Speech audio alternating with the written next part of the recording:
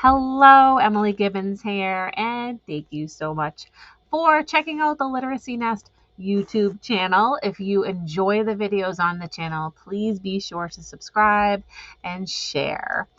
All right, before I begin, I want to say it is October at the time when I'm recording this video.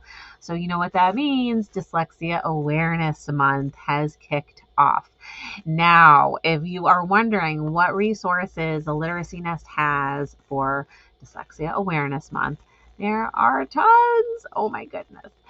If you just go to my website, literacynest.com, you are going to find many blog posts, book lists, and lots of resources, including professional development to learn a little bit more about dyslexia or getting trained in things like Orton-Gillingham if you are really looking to seek more professional trainings.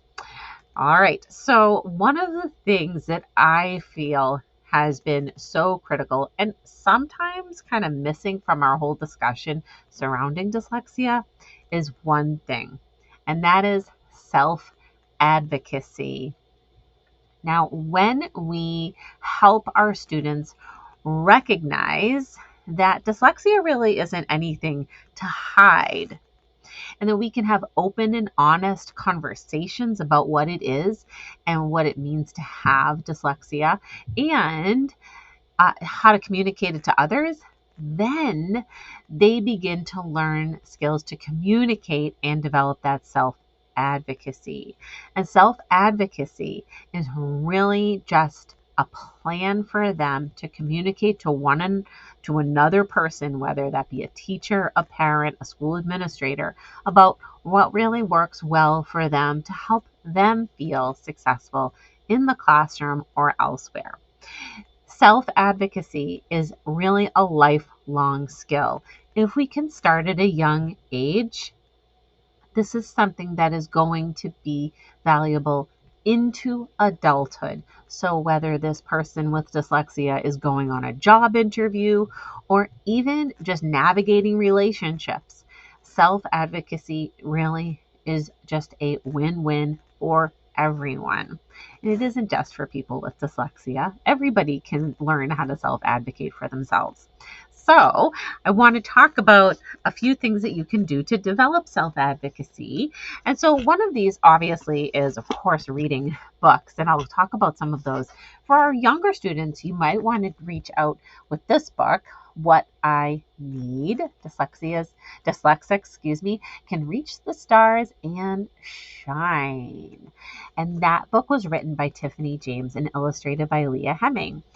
And that was from a Nessie. So I really love this book for my younger students to talk about dyslexia. It's got some fun illustrations and kid-friendly language.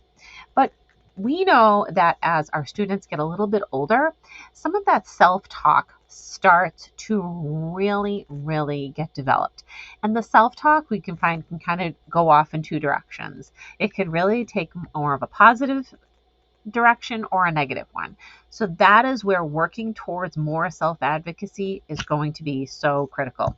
So we can start with these little picture books, but then as you develop, then we can go into things like using perhaps a script and offering like sentence starters or language that we can give these students. And so in my blog post all about teaching self-advocacy, you're going to find a free printout. And the printout is about 6 pages long, actually. But this is what it looks like. Okay, so and I'll have the link to the blog post in the description of this video, so you'll be able to go there. The first page lists books, kid-friendly books for self-advocacy tips, positive affirmations, positive mindset, all of those things. So more like guiding students or even your own at home. So definitely check out that list. But then as you go further, you'll see I've categorized the scripts into a couple of different areas so we can really pinpoint what exactly needs to be communicated here and the different scenarios that can sometimes come up. And so the first one is explaining dyslexia. So talking about what it is and talking about the strengths, like, yeah, you know what? Sometimes I find reading and writing challenging, but yeah, you know what? I do really well in XYZ, maybe a particular sport, art, so forth. So the first part is obviously explaining what dyslexia is. The next part of the script in self-advocacy could be describing personal impact. So really talking about what the specific challenges are. Like sometimes when I have to read longer text, it takes me a bit more time. Or talking about strengths like, I found I do really well when I have this tool or something. Okay. And that really is playing on the person describing their strengths in order to be successful in that particular scenario. The next page, this is part 3, is how, and this would be for your older students, but you can even start them with your younger kiddos, and that is requesting accommodations.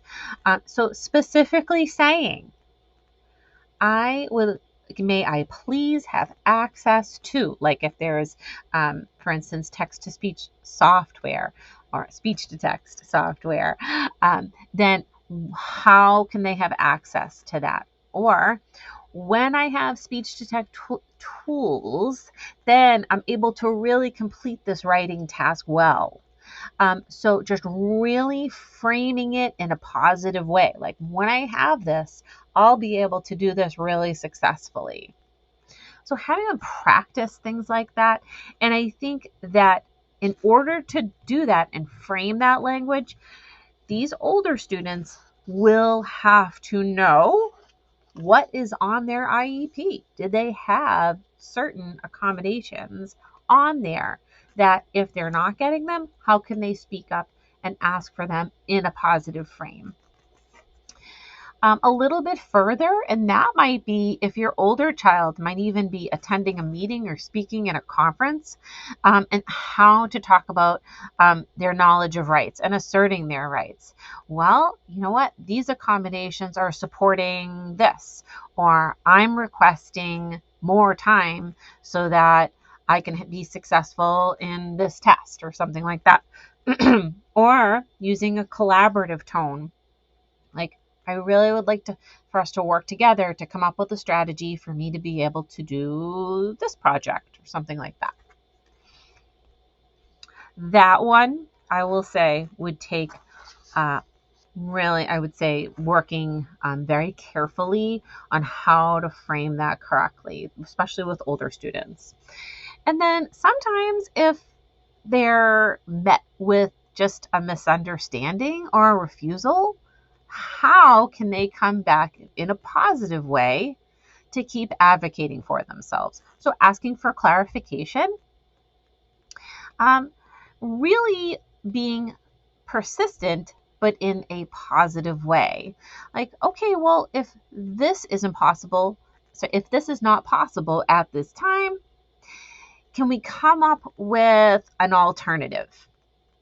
Okay, so if a teacher is saying, no, I'm sorry, at this time we cannot offer that, first of all, make sure that it's not going against whatever the IEP is saying, but see if there's an alternative, okay, and keep that communication going.